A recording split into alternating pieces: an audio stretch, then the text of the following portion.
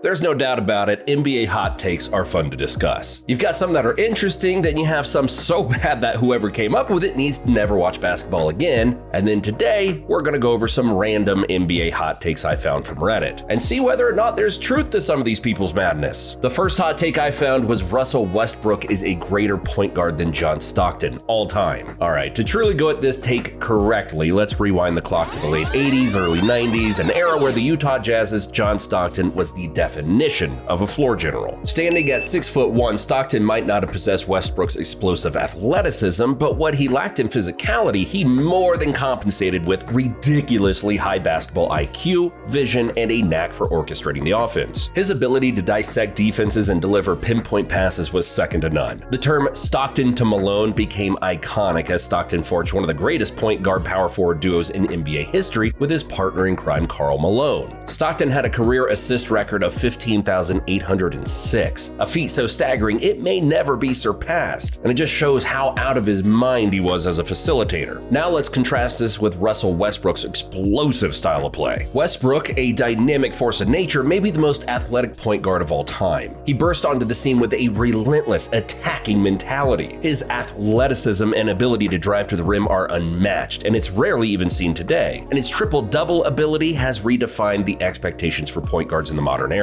Westbrook's intensity and sheer athleticism have earned him the nickname the Brody, but does this make him a better point guard than Stockton? While Westbrook's triple-doubles are an astonishing accomplishment, Stockton's style of play was characterized by efficiency and advanced understanding of the game. Stockton shot an impressive 51.5% from the field over his career, showcasing a level of efficiency that is often overshadowed by Westbrook's flashy athleticism. Stockton's basketball IQ allowed him to pick apart defenses without relying on pure physical dominance. Furthermore, when evaluating the impact on team success, Stockton's leadership shines. The Jazz made the playoffs in each of Stockton's 19 seasons, reaching the NBA Finals twice. In contrast, despite Westbrook's individual stats, he faced challenges translating his statistical dominance into deep playoff runs, raising questions about his ability to elevate his team when it mattered most. And don't even get me started when it comes to defense. John Stockton is an all-time leader in steals by a very, and I mean very wide margin. Russell Westbrook has never been known for his defense. Sure, he showcases good defense every now and then, especially when guarding Kevin Durant for some reason, but nonetheless, Stockton was the much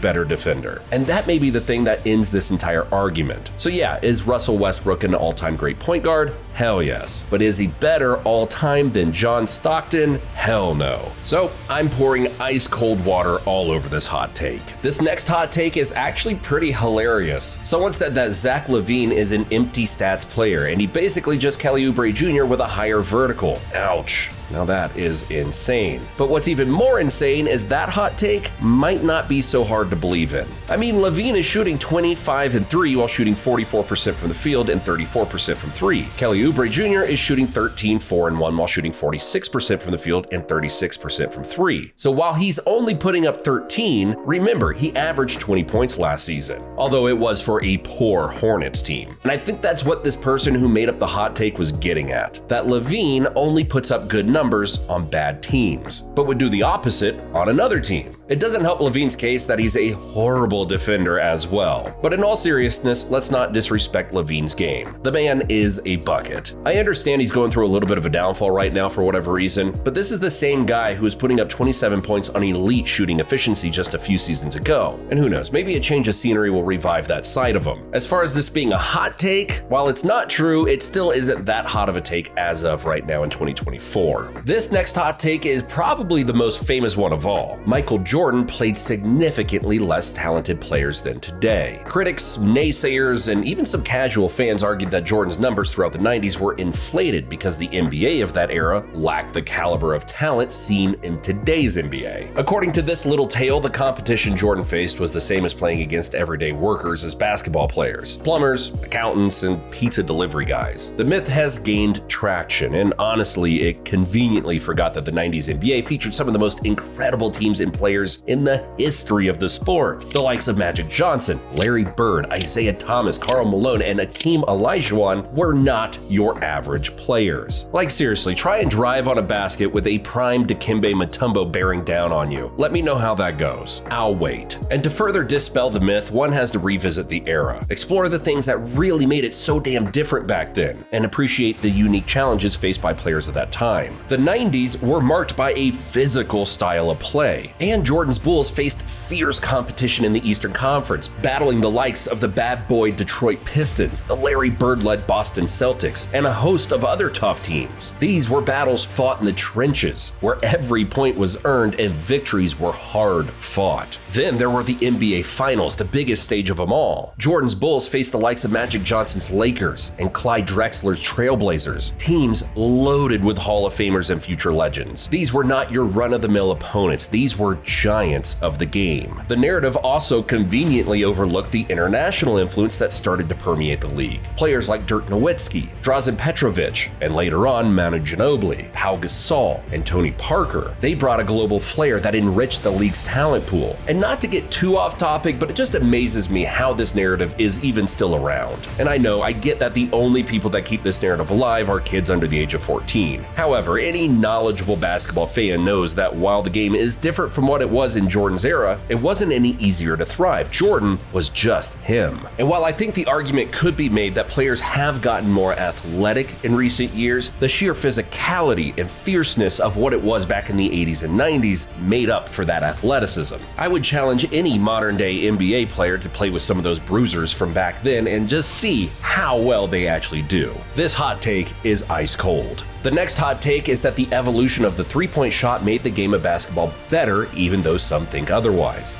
And honestly, I 100% agree. The 1990s witnessed the rise of iconic three-point specialists like Reggie Miller and Ray Allen. The drama heightened as these snipers showcased their skills in critical moments. Fast forward to the 21st century, and the three-point shot had become an important part of every team's playbook. Analytics took center stage, revealing the mathematical advantage of the long-range shot. Coaches embraced this statistical revelation, encouraging their players to let it fly from beyond the arc. But the true turning point came with the arrival of a new breed of player, the unicorns of the NBA now. Players like Steph Curry and Klay Thompson unleashed a barrage of threes that turned the basketball world on its head. Their shooting performances not only mesmerized fans, but also redefined what was possible on the basketball court. The term Splash Brothers became one of the most famous terms out there among young fans around the globe. With the evolution of the three-point shot, defenses had to adapt or perish. Zones were stretched, forcing big men to step out and contest shots. And that opened up lanes for cutting and slashing. The game became faster, more dynamic, and undeniably more entertaining. As the NBA embraced small ball lineups and spread offenses, the three-point shot became the great equalizer. No lead was safe, no deficit insurmountable. Every possession became a chess match, a strategic dance between shooters and defenders, with the three-point line as the stage for this captivating performance. The evolution of the three-point shot didn't just change the game, it made it better. It injected an adrenaline rush into every possession, turned role players into stars, and elevated basketball to a global spectacle. The arc became a symbol of innovation, daring, and the limitless possibilities that lay beyond the painted area. So yeah, I'm interested to see what you guys have to say about this. Do you think the three-point shot helped or harmed the sport? Personally, I don't think this is a hot take, but it's not wrong either. I think it's just a fact of basketball now. The next hot take we have is if you put Victor Wembanyama on the Thunder and put Chet Holmgren on the Spurs, the Thunder would be even better than they are now. Okay, this is a hot take I've been seeing a lot over the past few weeks, and basically the people who say this are saying that Chet isn't a better player than Victor. And the only reason Chet is playing great is because he plays for a better team. And of course, next to a possible MVP in SGA. While Victor is obviously a really good rookie, I just don't think that the Thunder would be as good with him. Because think about it, what makes the Thunder's offense so hard to stop? Three-point shooting. In fact, they're the best shooting team in the NBA right now. And guess who's shooting 40% from three on 4 attempts? Yep, you guessed it, Chet Holmgren. He's made a strong case of being the best shooting big man in all of basketball, rookies or not. This elite skill alone drastically improves his impact offensively. Victor, on the other hand, has been a poor shooter, shooting just 28% on 5 attempts. If Victor was magically thrown on OKC, their offense would take a hit. There's just no doubt about it. The spacing would be much worse. And that's not good, especially when you consider that SGA